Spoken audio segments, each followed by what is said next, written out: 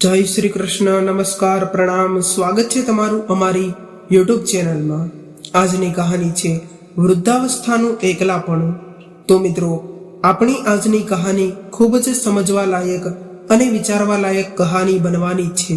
તો તમને વિનંતી છે કે આ કહાનીને અંત સુધી ધ્યાનથી સાંભળજો અને લાઈક કરી અને બની શકે તો તમારા મિત્રો સાથે શેર કરજો। અને જો તમે આવી જ કહાની સાંભળવા માંગતા હોય તો આ ચેનલને અત્યારે જ સબસ્ક્રાઇબ કરી દેજો, જેથી તમારા આવનારા નવા વિડીયોની માહિતી તમારા સુધી સૌથી પહેલા પહોંચે। અને કોમેન્ટ બોક્સમાં સાચી શ્રદ્ધાથી હર હર મહાદેવ જરૂરથી લખી દેજો, જેથી ભગવાન ભોલેનાથજીની કૃપા આપણા સૌ પર નિરંતર બની રહે। તો મિત્રો, મારી એક વાત હંમેશા યાદ રાખજો કે જો કોઈ પુત્ર ધન સંપત્તિના નામે તેમના માતા પિતાને ત્યજી દે છે તો તેનાથી મોટો દુરાચારી આ દુનિયામાં બીજો કોઈ નથી। એ ખુદ તેના માતા પિતા રૂપી પરમાત્માને જ ત્યજી રહ્યો છે। તો મિત્રો, તમારો વધુ સમય ન લેતા ચાલો કહાની શરૂ કરીએ। આજની કહાની રમીલાબેન એક સરકારી બેંકના મેનેજરના પદ પરથી 2 વર્ષ પહેલા જ રિટાયર થયા હતા અને તેઓ સુખ શાંતિથી પોતાના પતિ સાથે પોતાનું જીવન જીવી રહ્યા હતા, પરંતુ અસહ્ય બીમારીના કારણે તેમના પતિનું મરણ થયું અને પતિના મરણ બાદ રમીલાબેન અંદરથી સાવ તૂટી ગયા હતા। ત્યારબાદ દીકરા અને વહુના કહેવાથી તેઓ તેમની સાથે શહેરમાં રહેવા આવી ગયા। શહેરમાં રહીને તેમનું જીવન એકદમ બદલાઈ ગયું હતું। પતિનો સાથ તો પહેલા જ છૂટી ગયો હતો, પરંતુ સાથે સાથે એની 35 વર્ષની વસાયેલી ઘર ગૃહસ્થી પણ છૂટી ગઈ અને એ આડોશ પાડોશ પણ છૂટી ગયો હતો, જે દરેક સુખ દુઃખના સમયે પોતાની સાથે રહેતા હતા। એક દિવસ શહેરની ચોપાટીના બાંકડા પર ચૂપચાપ ઉદાસ ભાવથી બેસેલા રમીલાબેન વિચારોમાં ખોવાઈ ગયા હતા। સવારનો સમય હતો। અમુક લોકો વોકિંગ કરવા નીકળ્યા હતા, તો અમુક લોકો યોગા કરી રહ્યા હતા, તો અમુક વડીલ વૃદ્ધ લોકો શાંતિથી બેઠા હતા, પરંતુ રમીલાબેન પોતાની યાદોની દુનિયામાં ખોવાયેલા હતા। ત્યારે જ અચાનક કોઈનો અવાજ આવ્યો અને રમીલાબેન પોતાની યાદોની દુનિયામાંથી બહાર આવ્યા અને જોયું તો લગભગ 65 વર્ષની ઉંમરના એક વૃદ્ધ વ્યક્તિ એની બાજુના બાંકડા પર બેસીને આવી રહ્યા હતા અને રમીલાબેન સામે જોઈને તેઓ હસવા લાગ્યા। એટલે રમીલાબેન ન ચાહતા હોવા છતાં પણ એમની સામે જોઈને હસવા લાગ્યા। આ અજાણ્યા શહેરમાં પહેલીવાર કોઈએ એમની સાથે વાત કરી હતી, ત્યારે જ આ વૃદ્ધ વ્યક્તિ તેમને પોતાનો પરિચય આપવા લાગ્યા કે મારું નામ ગોવિંદભાઈ છે અને હું અહીંયા જ બાજુના બિલ્ડિંગમાં રહું છું। મને એવું લાગે છે કે તમે કંઈક પરેશાન છો। અમે આમ પણ પાછલી વાતોને ભૂલીને આગળ વધવું જોઈએ। આમ તો ચાલતી કા નામ જિંદગી હે। આવું કહીને આ વૃદ્ધ વ્યક્તિ ત્યાંથી ઊભા થઈને ચાલતા થયા। ત્યારે રમીલાબેન મનમાં બોલ્યા કે જેની જિંદગીમાં બિલકુલ દુઃખ જ ના હોય એને તો જિંદગી ખૂબ જ સુરત જ લાગે છે। જ્ઞાન તો બધા જ આપે છે, પરંતુ મારા ઉપર શું વીતી રહ્યું છે એ તો હું ખુદ જ જાણું છું। હવે તો રમીલાબેન રોજ આ ચોપાટીમાં આવવા લાગ્યા અને લગભગ રોજ ગોવિંદભાઈ તેમને મળતા અને તેમની સાથે નમસ્તે, રામ રામ, સીતારામ કરતા રહેતા।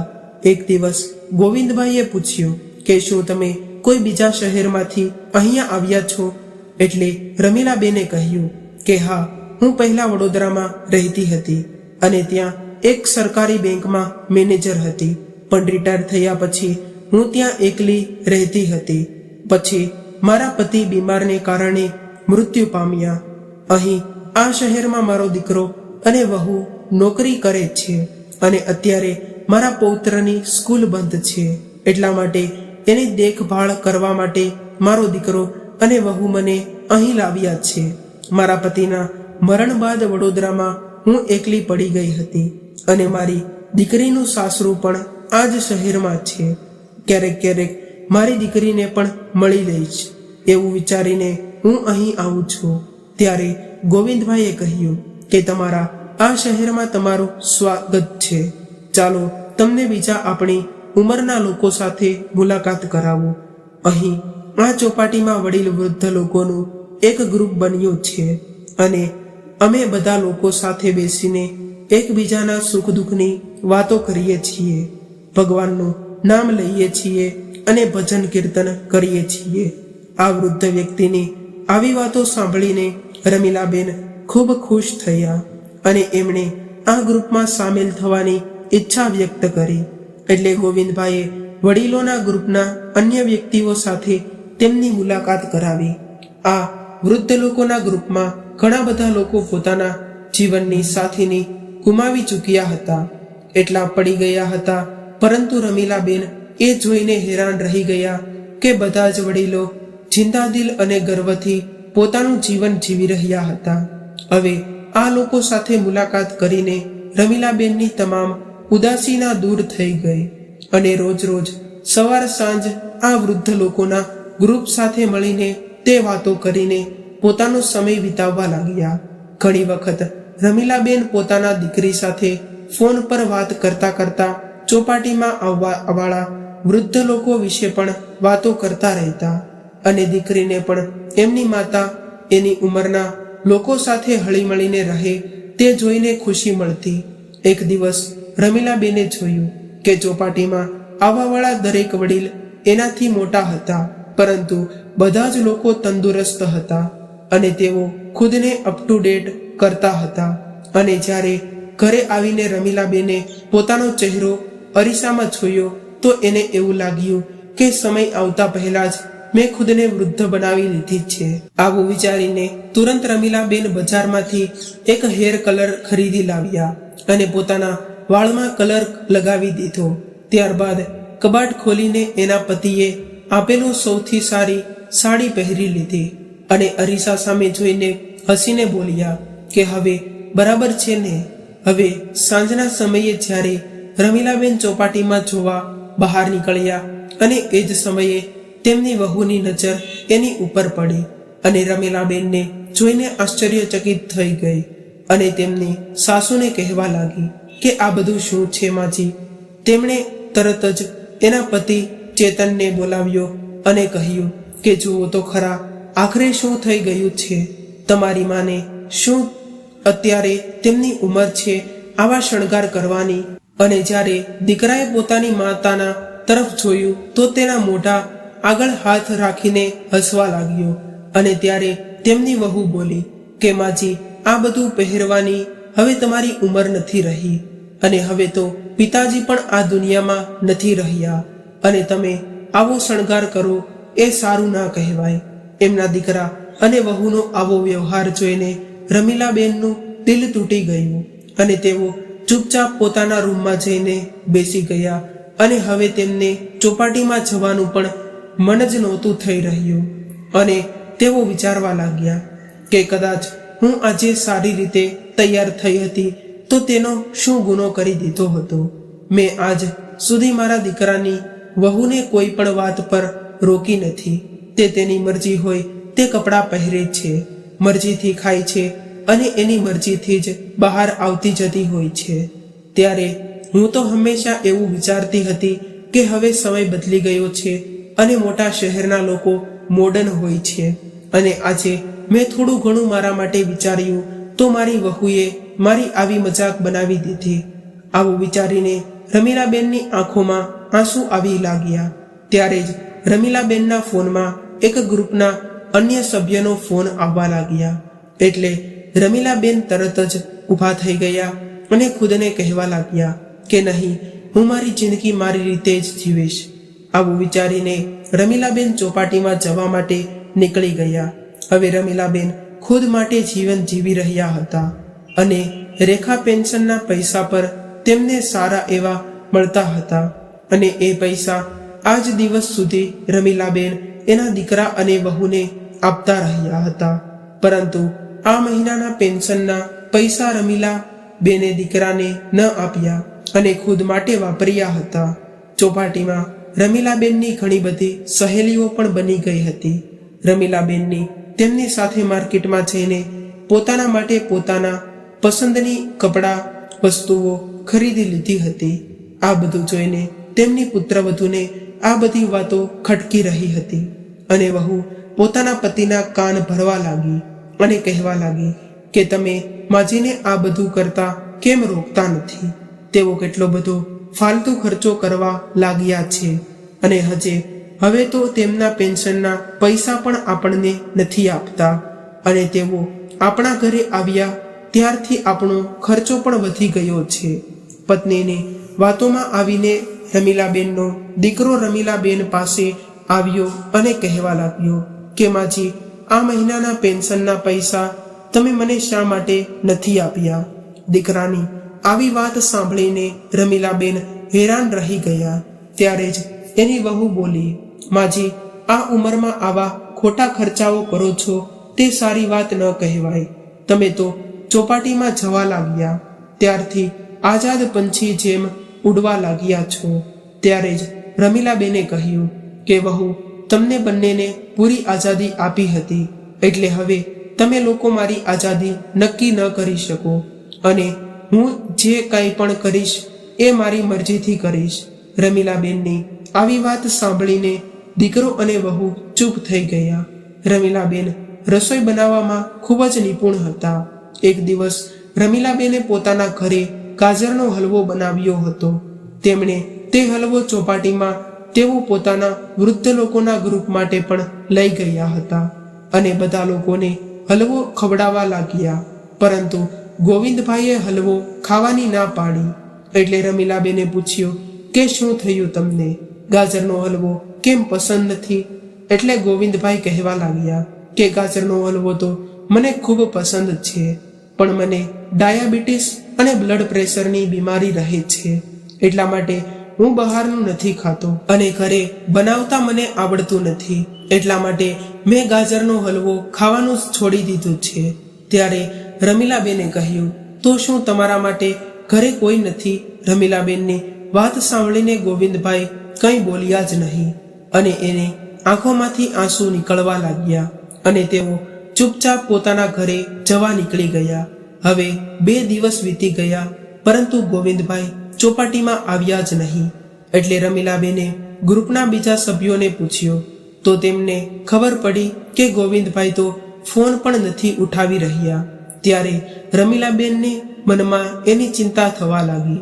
વારે વારે ગોવિંદભાઈનો હસતો ચહેરો એમની સામે આવી રહ્યો હતો અને જ્યારે સાંજે ઘરે જવા માટે રમીલાબેન ચોપાટીમાંથી નીકળ્યા એટલે તેઓ સીધા ગોવિંદભાઈના ઘરે તરફ વળી ગયા અને એના ઘરે પહોંચીને ડોરબેલ વગાડ્યો. એટલે ગોવિંદભાઈ લડખાતા પગલે ચાલીને દરવાજો ખોલવા આવ્યા. દરવાજો ખોલીને જોયું તો સામે રમીલાબેન ઊભા હતા. એટલે તેઓ તેમને ત્યાં આવેલા જોઈને ચોંકી ગયા અને ત્યારબાદ રમીલાબેન ગોવિંદભાઈના ઘરની અંદર ગયા અને ગોવિંદભાઈની આવી હાલત જોઈને રમીલાબેન હેરાન થઈ ગયા અને કહેવા લાગ્યા કે તમારી તબિયત આટલી બધી ખરાબ છે, પણ તમે ઘરે તમારી સાર સંભાળ રાખવા માટે કોઈ નથી. ત્યારે ગોવિંદભાઈએ કહ્યું કે હું એકલો જ રહું છું. આ સાંભળીને રમીલાબેનને બેચેની થવા લાગી કે આટલો બધો જિંદાદિલ માણસ અને બિલકુલ એકલો રહે છે અને અત્યારે તે બીમારીની હાલતમાં છે, તો પણ કામ કરવા વાળું કોઈ નથી. ત્યારબાદ રમીલાબેને તેના ગ્રુપના અન્ય સભ્યોને ફોન કરીને ગોવિંદભાઈના ઘરે બોલાવ્યા. ગોવિંદભાઈએ તો ઘણી ના પાડી, પરંતુ રમીલાબેને કહ્યું કે શું વાત કરી રહ્યા છો તમે? જે વ્યક્તિએ મને જીવવાનું શીખવાડ્યું છે એવા વ્યક્તિને હું એકલા કેવી રીતે છોડી શકું? થોડી વારમાં એની મદદ માટે એમનું આખું ગ્રુપ આવી ગયું અને ગોવિંદભાઈને ડોક્ટર પાસે લઈ ગયા અને ગોવિંદભાઈનો ઈલાજ કરાવ્યો. પરંતુ ડોક્ટરે એને ખાવા પીવાનું ધ્યાન રાખવાનું કહ્યું હતું અને ગોવિંદભાઈના ઘરે ખાવા પીવાની સમસ્યા હતી. એટલે રમીલાબેન સહિત ગ્રુપની અન્ય મહિલાઓએ પોતાના ઘરે 3 ટાઈમનું ભોજન બનાવીને ગોવિંદભાઈને આપવાની જવાબદારી લીધી. હવે સમય પર રમીલાબેન એને દવા આપવાની સલાહ આપતા રહેતા હતા. થોડા દિવસોમાં જ ગોવિંદભાઈ બિલકુલ સ્વસ્થ થઈ ગયા અને પાછા ચોપાટીમાં આવવા લાગ્યા. એક દિવસ રમીલાબેને એને પૂછી લીધું કે શું તમારું આ દુનિયામાં કોઈ નથી રહ્યું? જ્યારે આજે રમીલાબેનની વાત સાંભળીને ગોવિંદભાઈ ટાળી ન શક્યા અને પોતાના અતીતના પન્ના એક એક કરીને ખોલવા લાગ્યા અને કહેવા લાગ્યા કે શું એ દિવસો હતા કે જ્યારે મારા વિવાહ થયા હતા, કેટલા બધા સપના સજાવ્યા હતા અમે બંને પતિ પત્નીએ, પરંતુ વિવાહના 10 વર્ષ સુધી અમારા ઘરે કોઈ સંતાન નહોતું થયું. ઘણી બધી દવાઓ લીધી, ત્યારબાદ અમારા ઘરે એક દીકરાનો જન્મ થયો અને મારા નાના એવા પરિવારમાં અમે લોકો ખૂબ જ ખુશ હતા. પરંતુ આ ખુશી કદાચ ભગવાનને મંજૂર નહોતી, જેથી હજુ તો મારો દીકરો 5 વર્ષનો થયો હતો ત્યારે જ મારી પત્નીનું એક અકસ્માતને કારણે મરણ થયું. આટલું બોલતા બોલતા ગોવિંદભાઈની આંખોમાં શું આવી ગયા. ત્યારબાદ ફરી કહેવા લાગ્યા કે મારા સગા સંબંધીઓએ મને બીજા લગ્ન કરવાની સલાહ આપી હતી, પરંતુ હું મારા એક દીકરાને નવી માના હાથમાં સોંપવા નહોતો માંગતો. મારા દીકરાને મા અને બાપ બંનેનો પ્રેમ મેં એકલાએ જ આપ્યો હતો. મારા દીકરાને ક્યારેય કોઈ પણ ચીજની કમી નહોતી થવા દેતી. પરંતુ જુઓને મારા દીકરાએ મારી સાથે શું કર્યું. 1 મહિના માટે અમેરિકા ફરવા જઈ રહ્યા છીએ આવું કહીને દીકરો અને વહુ ઘરેથી નીકળી હતા. પરંતુ ત્યારબાદ મને ખબર પડી કે મકાનમાં અમે લોકો રહેતા હતા એ મકાન તો દીકરાએ અમેરિકા ગયા પહેલા જ વેચી દીધું હતું અને મકાન ખરીદવા વાળાને કહ્યું હતું કે 2 મહિના બાદ આ મકાન ખાલી કરાવી લેજો. ત્યારબાદ દીકરો ક્યારેય પાછો ના આવ્યો. આટલું કહીને ગોવિંદભાઈ જોર જોરથી રડવા લાગ્યા. થોડી વાર બાદ શાંત થઈને ફરી કહેવા લાગ્યા કે એ તો ભગવાનની દયાથી મારા રિટાયરમેન્ટના પૈસા મેં એફડીના રાખ્યા હતા એટલે હું બચી ગયો, નહીંતર તો હું આજે રોડ પર આવી ગયો હોત. ત્યારબાદ મેં તે પૈસાથી આ 2 રૂમ વાળું મકાન ખરીદ્યું અને અહીં રહેવા લાગ્યો. આમ તો કહેતા કહેતા ગોવિંદભાઈ એક ધારા રડી રહ્યા હતા ત્યારે રમીલાબેન એને આશ્વાસન આપ્યું અને કહ્યું કે અરે તમે તો મને કહેતા હતા કે દરેક સમયે હસતું રહેવું જોઈએ અને તમે જ એ વાત ભૂલી ગયા છો. હવે આ બંનેને એકબીજામાં એક મિત્રતા દેખાઈ રહ્યા હતા કે જે એકબીજાનું સુખ દુઃખ વહેંચી શકે. થોડા દિવસ પછી જ્યારે રમીલાબેન એક દિવસ ચોપાટીમાં આવ્યા ત્યારે એ જોઈને હેરાન થઈ ગયા, કેમ કે ગ્રુપના બધા જ લોકોએ એક મોટી કેક મંગાવેલી હતી અને જ્યારે રમીલાબેન ત્યાં પહોંચ્યા તો બધા જ લોકો જોર જોરથી રમીલાબેનને હેપી બર્થડે કહેવા લાગ્યા. આ બધા જ વૃદ્ધ મિત્રોનો આટલો બધો પ્રેમ જોઈને રમીલાબેનની આંખોમાં ખુશીના આંસુ આવી ગયા. રમીલાબેનને ખુદને પણ યાદ નહોતું કે આજે એનો જન્મદિવસ છે. બધા જ વૃદ્ધ લોકોએ મળીને રમીલાબેનને ઉપહારમાં આપવા માટે એક સાડી ખરીદી હતી. ત્યારે રમીલાબેને બધા જ મિત્રોને પૂછ્યું કે તમને લોકોને કેવી રીતે ખબર પડી કે આજે મારો જન્મદિવસ છે? એટલે ગોવિંદભાઈ કહેવા લાગ્યા કે આજના આધુનિક સમયમાં સોશિયલ મીડિયાથી ખબર પડી જાય છે કે કોનો જન્મદિવસ ક્યારે છે. હવે જન્મદિવસ ઉજવીને રમીલાબેન ઉપહારમાં મળેલી સાડીને લઈને પોતાના ઘરે આવીને તેમણે તે સાડી ડાઇનિંગ ટેબલ પર મૂકી દીધી અને તે તેમના રૂમમાં ગયા. ત્યારે જ તેમની વહુની નજર આ સાડી પર પડી એટલે તે કહેવા લાગી, અરે ચેતન, આટલી સરસ સાડી તમે મારા માટે લાવ્યા છો, થેન્ક યુ ચેતન. ત્યારે જ ચેતન ચોંકી ગયો, પરંતુ એ બોલ્યો નહીં કે આ સાડી હું નથી લાવ્યો. જ્યારે રમીલાબેન ફ્રેશ થઈને આવ્યા ત્યારે કહેવા લાગ્યા કે આ સાડી મારી છે. એટલે વહુએ સાડી તો ખૂબ જ સરસ છે. એટલે વહુએ કહ્યું કે સાડી તો ખૂબ જ સરસ છે, પરંતુ તમે આનું શું કરશો? એમ કહીને વહુએ સાડી ઉઠાવવા માટે હાથ લાંબો કર્યો. એટલે રમીલાબેને સાડી લઈને કહ્યું કે નહીં, આ સાડી મારા માટે ખૂબ જ અનમોલ છે. ત્યારે વહુ એની સાસુ સામે જોતી રહી ગઈ. ત્યારે રમીલાબેને કહ્યું કે આજે મારો જન્મદિવસ હતો એટલે ચોપાટીમાં વૃદ્ધ લોકોના ગ્રુપના બધા જ લોકોએ મળીને મને આ સાડી ઉપહારમાં આપી છે.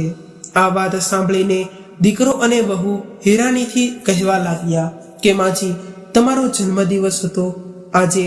આવું કહેતા કહેતા બંને મોઢા શરમથી ઝૂકી ગયા. ત્યારબાદ દીકરો બોલ્યો કે તમે તમારો જન્મદિવસ મનાવતા નથી ને, એટલા માટે અમને યાદ નથી રહ્યો. એ જ સમયે રમીલાબેન જૂના સમયની યાદોમાં ખોવાઈ ગયા, જ્યારે એ પોતાના બાળકોના જન્મદિવસના અવસર પર આખો દિવસ રસોડામાં ઊભા રહીને એમની મનપસંદ રસોઈ બનાવતી રહેતી અને સાંજે દીકરાના બધા જ મિત્રોને બોલાવીને પાર્ટી આપતી હતી. પરંતુ ફરી વિચારવા લાગ્યા કે સમયની વાત છે, જ્યારે દીકરો અને વહુ એની જિંદગીમાં મસ્ત છે તો ઘરના વડીલોએ પણ પોતાના માટે જીવવું જોઈએ. પરંતુ રમીલાબેનની વહુને સાસુમાનું આ પરિવર્તન પસંદ નહોતું આવી રહ્યું. એક દિવસ જ્યારે રમીલાબેન ચોપાટીમાં ગયા તો પોતાનો મોબાઈલ સાથે લઈ જવાનું ભૂલી ગયા. એ દિવસે વહુ અને દીકરો જલ્દી આવી ગયા હતા અને વહુની નજર સાસુમાના મોબાઈલ પર પડી એટલે મોબાઈલ ઉઠાવીને ચેક કરવા લાગી. પરંતુ જ્યારે તેણે જોયું કે સાસુમાં વોટ્સએપ અને ફેસબુક પણ યુઝ કરે છે તો વહુ આ જોઈને હેરાન રહી ગઈ અને પોતાના પતિના કાન ભરવા લાગી અને કહેવા લાગી કે જુઓ, માજીના મોબાઈલમાં ગોવિંદભાઈએ મોકલાવેલા ગુડ મોર્નિંગ અને ગુડ નાઇટના મેસેજ જુઓ. હવે તો દીકરાને પણ પોતાની માં ઉપર શંકા થવા લાગી. બસ પછી તો શું થયું હતું? જ્યારે રમીલાબેન ઘરે પાછા આવ્યા એટલે દીકરો અને વહુ બંને તો જાણી તૈયાર બેઠા હતા માજી પર તૂટી પડવા માટે. રમીલાબેનને કંઈ પણ મોકલવાનો મોલ આપ્યા વગર જ રમીલાબેનને કંઈ પણ બોલવાનો મોકો આપ્યા વગર જ વહુ અને દીકરો એનો માના ચરિત્ર પર આંગળી ઉઠાવવા લાગ્યા. આ સાંભળીને રમીલાબેન હેરાન રહી ગયા. થોડી વાર બાદ પુત્રને ખુદને સાંભળીને રમીલાબેન કહેવા લાગ્યા કે વહુ, 2 દિવસ પહેલા જ તારી ઓફિસના દોસ્તો માટે તે ઘરે પાર્ટી રાખી હતી અને મેં એ પાર્ટીમાં તારી ઓફિસના બધા જ દોસ્તો આવ્યા હતા. એમાંથી ઘણા બધા પુરુષો પણ હતા અને મહિલાઓ પણ હતી, પરંતુ મેં તો તારા ચરિત્ર પર ક્યારેય આંગળી નથી ઉઠાવી. તો પછી તું મારા વિશે આવું કેવી રીતે બોલી શકે? રમીલાબેનના મોઢેથી આવો જવાબ સાંભળીને એની વહુને બોલવા માટે કોઈ શબ્દ નહોતા મળી રહ્યા એટલે તરત જ ત્યાંથી ઊભી થઈને પોતાના રૂમમાં જતી રહી. બીજા દિવસે દીકરો અને વહુ ઓફિસે ગયા ત્યારે રમીલાબેન એના પૌત્ર માટે જમવાનું બનાવવા માટે રસોડામાં ગયા તો નીચે પાણી ઢોળાયેલું હોવાને લીધે તેનો પગ લપસી ગયો અને તેઓ પડી ગયા. પડી જવાને લીધે એના હાથમાં ગંભીર ઈજા થઈ હતી અને કમરમાં પણ ખૂબ જ દુખાવા થવા લાગ્યું હતું. દાદીને પડી ગયેલા જોઈને તેના પૌત્રએ તરત જ તેના પપ્પાને ફોન કરીને બધી વાત જણાવી અને તેને જલ્દીથી ઘરે આવવા માટે કહ્યું. ત્યારબાદ દવાખાને ગયા એટલે ડોક્ટરે ચેક કરીને કહ્યું કે માજીના હાથમાં ફ્રેક્ચર થયું છે. ત્યારે તેના હાથમાં પ્લાસ્ટર લગાવાયું અને દવા આપી અને સાંજ સુધીમાં ઘરે મોકલી દીધા.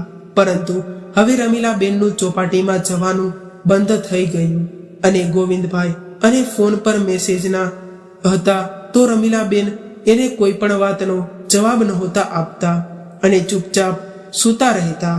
હવે તો કામવાળી બાઈ રોજ જમવાનું બનાવીને આપી જતી અને દીકરો અને વહુ રોજ પોતાના કામ પર જતા રહેતા.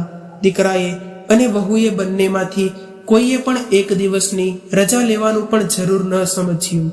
રમીલાબેનને ઉઠવા બેસવામાં પણ તકલીફ થઈ રહી હતી, પરંતુ કોઈને ક્યાં ફરક પડવાનો હતો. એક દિવસ ગ્રુપના બધા જ વૃદ્ધ લોકો રમીલાબેનના ઘરે આવ્યા. કોઈના હાથમાં ફૂલ હતા તો કોઈના હાથમાં શુભેચ્છાના કાર્ડ હતા. કોઈ સમોસા લાવ્યું હતું તો કોઈ જલેબી લાવ્યું હતું. આ જોઈને પથારી પર પડેલા રમીલાબેનને એવું લાગ્યું કે કોઈ પોતાનું મળી ગયું છે. રમીલાબેનના ચહેરા પર પાછી મુસ્કુરાહટ આવી ગઈ હતી. હસી મજાક કરતા કરતા બધા જ વૃદ્ધ વડીલોએ વ્યંજનો ખાવાનો આનંદ લીધો. હવે તો 1 કલાક વીતી ગઈ હતી અને રમીલાબેનને ચિંતા પણ થવા લાગી કે હવે મારા દીકરા અને વહુના આવવાનો સમય થઈ ગયો છે. એટલે મનમાં ને મનમાં એને ડર લાગ્યો હતો કે વહુ આ બધું જોઈને શું કહેશે. એ જ સમયે દરવાજાનો બેલ વાગ્યો અને દીકરો અને વહુ અંદર આવી ગયા અને અંદરનું દ્રશ્ય જોઈને હેરાન રહી ગયા. હવે બધા જ લોકોના ગયા બાદ એની વહુ કહેવા લાગી કે આ મારું ઘર છે, કોઈ ધર્મશાળા નથી કે જેને જુએ એ મોઢું ઉઠાવીને આવતા રહે છે. અને માજી, તમને અમારી સામે કોઈ ખૂબ જ દુખાવો થાય છે એવું નાટક કરો છો અને અમારી પીઠ પાછળ તમારા દોસ્તોને બોલાવીને ઘરમાં પાર્ટી કરો છો. અને કંઈ તો શરમ કરો, તમારી આવી હરકતોને તમારા બાળક પર કેવી અસર પડશે. વહુની આવી વાત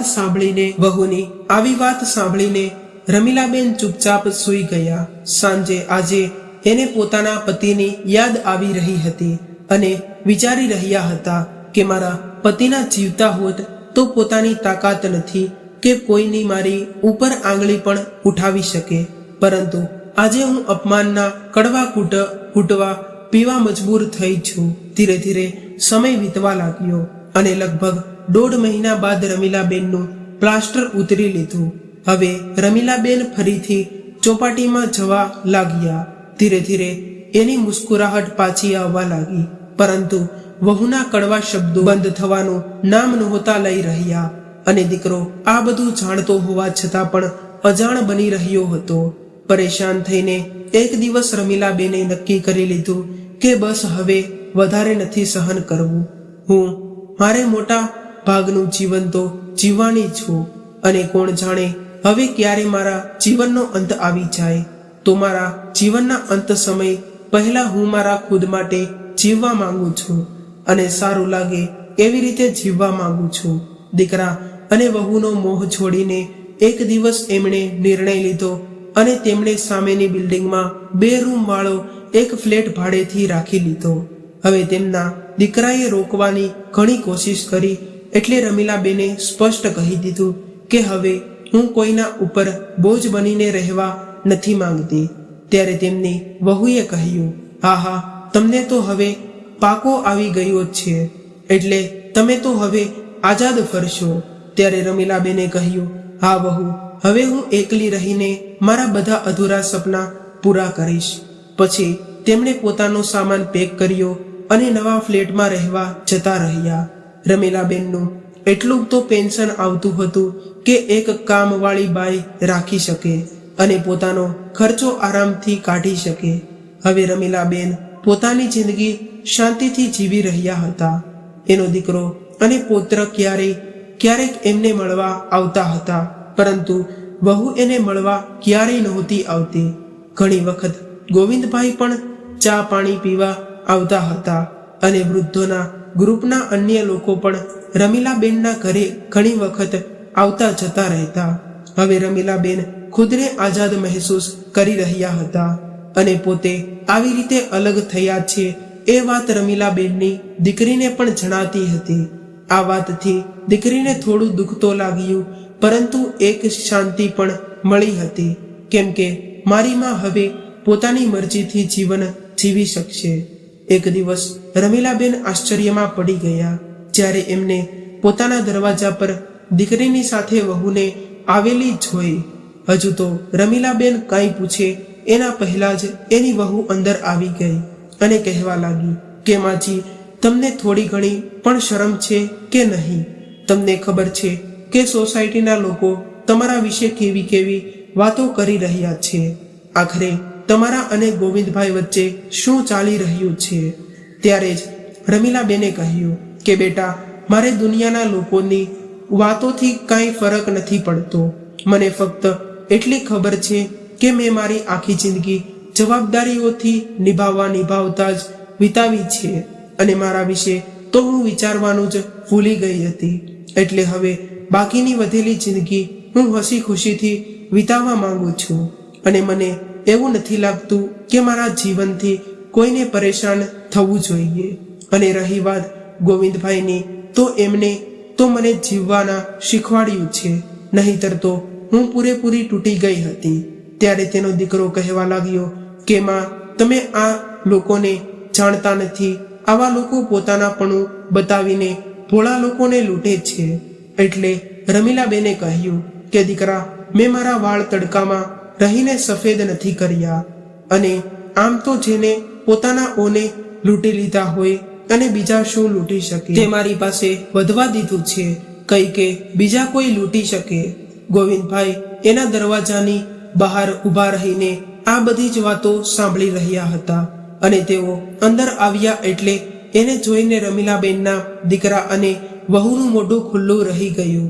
અને ગોવિંદભાઈને જોઈને દીકરો અને વહુ ઘરની બહાર જવા લાગ્યા. ત્યારે જ ગોવિંદભાઈને કહ્યું કે દીકરા, શરમ તો રમીલાબેનને જ નહીં પરંતુ તારી જેવા લોકોને આવવી જોઈએ. કેમ કે કોઈના ચારિત્ર પર આંગળી ઉઠાવવા પહેલા તમે લોકો એકવાર પણ નથી વિચારતા. અને તમે લોકો જાણવા માંગો છો કે તમારી માં શું કરે છે. જ્યારે ગોવિંદભાઈએ આવું કહ્યું એટલે રમીલાબેન એને શાંત રહેવાનો ઈશારો કર્યો, પરંતુ તેઓ ન રોકાયા અને કહેવા લાગ્યા કે ચોપાટીમાં રોજ સવારે અને સાંજે જ્યારે અમે લોકો બેસીએ છીએ ત્યારે ત્યાં બાજુમાં જ સોસાયટીમાં કામ કરવાવાળી સ્ત્રીઓના બાળકો રખડતા હોય છે. અને નાની નાની ઉંમરમાં એ બાળકો ખરાબ આદતોના શિકાર થઈ રહ્યા છે. અને એ ગરીબ લોકો પાસે એટલા પૈસા નથી હોતા કે એ પોતાના બાળકોને ભણાવી ગણાવી શકે. તમારી સાસુમાં આવા લોકોને ભણાવવાનું અને એની જિંદગીમાં સુધાર લાવવાનું વિચારી રહી છે. અને એ સ્કૂલ ખોલવા માટે માંગે છે, જેનાથી એટલા પણ ગરીબ બાળકો શિક્ષિતની વંચિત રહી જાય છે, એને મફતમાં શિક્ષણ મળી શકે. તમારી માં ગરીબોની મદદ કરીને પોતાની વૃદ્ધાવસ્થાને સાર્થક કરવા માંગે છે. અને હંમેશા અમે લોકો બેસીને આ વિષય પર યોજના બનાવતા રહીએ છીએ. અને અમારી એક સંસ્થા સાથે પણ વાત ચાલી રહી છે. એ સંસ્થા અમારા આ કામમાં મદદ કરશે. અને તમારી માતાનું વર્ષો પહેલાનું સપનું હવે સહકાર થવા જઈ રહ્યું છે. પરંતુ આજે તમારી માં વિશે તમારા આવા વિચાર જાણીને મને મહેસૂસ થઈ રહ્યું છે કે સારું થયું કે મારો દીકરો અને મને વહેલા જ છોડીને જતો રહ્યો. હેરાન કરવાવાળી વાત તો એ છે કે એક મા માટે દીકરો અને વહુ આવું કઈ રીતે કરી વિચારી શકે. શું તમે લોકો તમારી ઓફિસમાં કોઈની સાથે હસતા બોલતા નથી? જ્યારે તમારી માએ તમારા ઉપર કોઈ અંકુશ નથી લગાવ્યું તો તમે કેવી રીતે એના પર અંકુશ લગાવી શકો? હવે રમીલાબેનના દીકરા અને વહુ પાસે આ વાતનો કોઈ જવાબ નહોતો, એટલે તેઓ ચૂપચાપ ત્યાંથી જતા રહ્યા. આજે ગોવિંદભાઈ ગુસ્સામાં હતા એટલે રમીલાબેન કહેવા લાગ્યા કે છોડો આ બધી વાતોને, હું ચા બનાવું છું, આપણે ચા પી લઈએ અને તમે તમારો ગુસ્સો શાંત કરો. રમીલાબેનની આ વાતો સાંભળીને ગોવિંદભાઈ હસવા લાગ્યા અને કહ્યું કે આપણી મહેનત રંગ લાવી છે અને તેને સંસ્થા તરફથી સ્કૂલ શરૂ કરવા માટે બાજુમાં જ એક મકાન મળી ગયું છે. રમીલાબેન આ સાંભળીને ખૂબ ખુશ થઈ ગયા. થોડા દિવસમાં જ આ મકાનમાં એક સ્કૂલ શરૂ કરાવી દીધી. હવે બધા જ ભણેલા ગણેલા વૃદ્ધ વડીલો બાળકોને ભણાવવાનું કામ કરવા લાગ્યા. બધા જ લોકોએ દિલ ખોલીને મદદ કરી. શરૂઆતમાં તો સ્કૂલમાં ફક્ત 20 બાળકો આવતા હતા, પરંતુ ધીમે ધીમે કરીને સંસ્થા વધતી ગઈ. જોતજોતામાં આ સ્કૂલ શહેરમાં ચર્ચાઓનો વિષય બની ગઈ. રમીલાબેન અને એમની સાથે કામ કરવાવાળા અન્ય વડીલોએ પણ જીવન જીવવાનો એક લક્ષ્ય મળી ગયો હતો. એક દિવસ રમીલાબેનની દીકરી તેમની પાસે થોડા દિવસ માટે રોકાવા આવી ગઈ. અને જ્યારે તે ભાઈ ભાભીને મળવા માટે ગઈ તો ભાઈ અને ભાભીએ તેમને ગોવિંદભાઈ વિશે જણાવ્યું અને તે પણ કહ્યું કે તું માને સમજાવજે. પરંતુ રમીલાબેનની દીકરીને એની માની અંદર કોઈ પણ ખરાબ નજર નહોતી. આવું ઉલટા તો એમને જોયું કે માના ચહેરા પર ફરીથી મુસ્કુરાહટ આવી ગઈ છે. પોતાની વૃદ્ધાવસ્થામાં એ ખૂબ જ ખુશીથી જીવન જીવી રહી છે. આ બધા જ વડીલ વૃદ્ધ મિત્રોની મિત્રતા નિસ્વાર્થ હતી અને આ દુનિયાની સમજની બહાર હતી.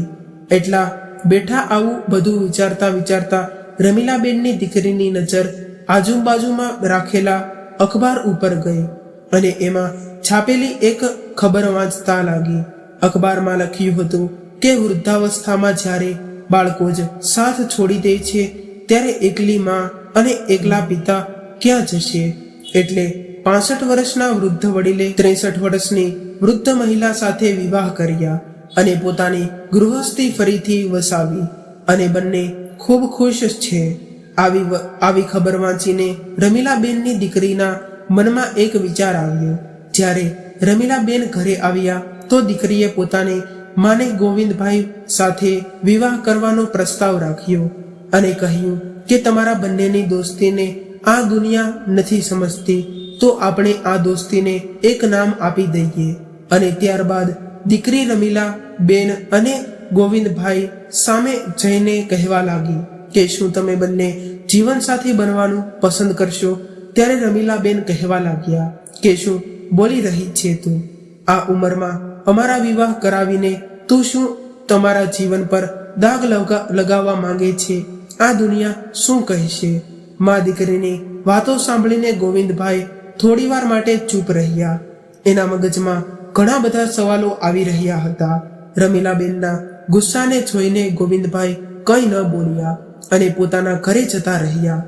થોડીવાર બાદ રમીલાબેનની દીકરીએ એને સમજાવ્યા કે માં, જીવનની રાહમાં કદાચ કોઈ સારો સાથી મળી રહ્યો હોય તો એકબીજાને સહારો આપવામાં કોઈ નુકસાન નથી હોતું.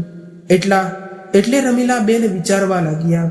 પોતાના પતિની તસવીર સામે બેસી ગયા અને એનું મન બેચેન થઈ રહ્યું હતું અને વિચારવા લાગ્યા કે હું મારા પતિ સાથે દગો નહીં કરું શકું. પરંતુ ફરી વિચારવા લાગ્યા કે મારા પતિએ પણ એવું જ ચાહતા હતા કે મારા ચહેરા પર હંમેશા મુસ્કુરાહટ બનેલી રહે. મારી આંખોમાં આંસુ જોઈને એ તો બેચેન થઈ જતા હતા. તો પછી દોસ્તીને એક સંબંધનું નામ આપી દઈએ તો શું દુનિયાનું મોટું બંધ થઈ જશે? આ બાજુ ગોવિંદભાઈને પણ આ સંબંધથી કોઈ પરેશાની નહોતી. એને ફક્ત એ વાતની ચિંતા હતી કે સમાજ અમારા બંને પર આંગળી ન ઉઠાવે. અને જ્યારે રમીલાબેનને ના દીકરા અને વહુ પાસે આ પહોંચી ત્યારે એટલે એ બંને ભડકી ગયા. આ બંને તો આ સંબંધનો હંમેશા વિરોધ કરતા હતા.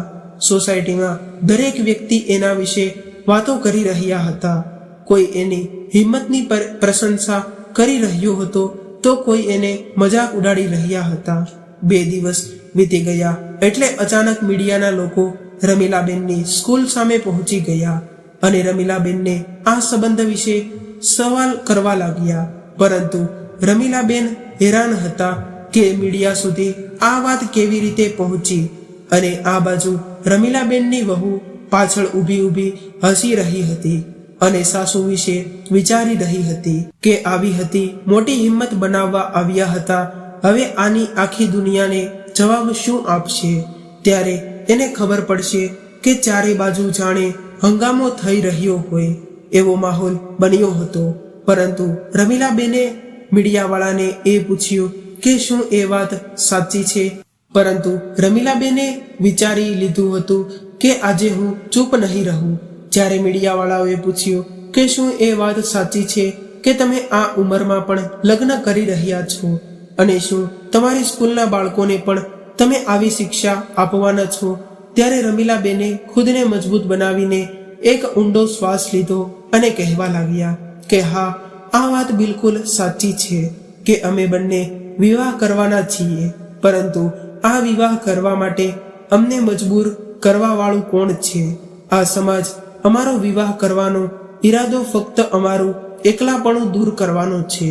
અને જે એકલાપણું આજની નવી યુવા પેઢીએ અમને આપ્યું છે અને આ બધા જ લોકો સાથે હસતા બોલતા રહેવાનું અમને પણ સારું લાગે છે. અને કદાચ અમે બંને એકબીજાની સાથે હશું તો એ વાત સમાજને પસંદ નથી. ત્યારે જ ગોવિંદભાઈ આવ્યા અને રમીલાબેનનો હાથ પકડીને કહેવા લાગ્યા કે વિવાહ કરવાનો નિર્ણય અમે એટલા માટે લીધો છે કે સમાજની સામે અમારા સંબંધ પર એક મહોર લાગી જાય અને ત્યારબાદ સમાજને અમારો હસવાનું અને બોલવાનું ખટકે નહીં. અને હજુ પણ કદાચ કોઈના મનમાં કોઈ સવાલ હોય તો પૂછી લ્યો. ત્યારે લોકોમાંથી તાળીઓનો અવાજ આવવા લાગ્યો અને આ તાળીઓનો રમીલાબેન અને ગોવિંદભાઈના વૃદ્ધ વડીલ મિત્રો વગાડી રહ્યા હતા.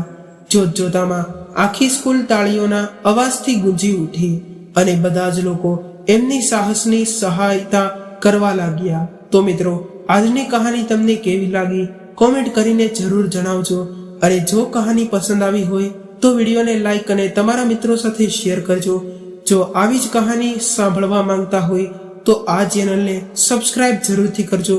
તો ચાલો ફરી મળીશું એક નવી કહાની સાથે. ત્યાં સુધી તમામ મિત્રોને જય શ્રી કૃષ્ણ, રાધે રાધે, હર હર મહાદેવ. આ વિડીયોને પૂરી સાંભળવા માટે તમારો ખૂબ ખૂબ આભાર. Thank you.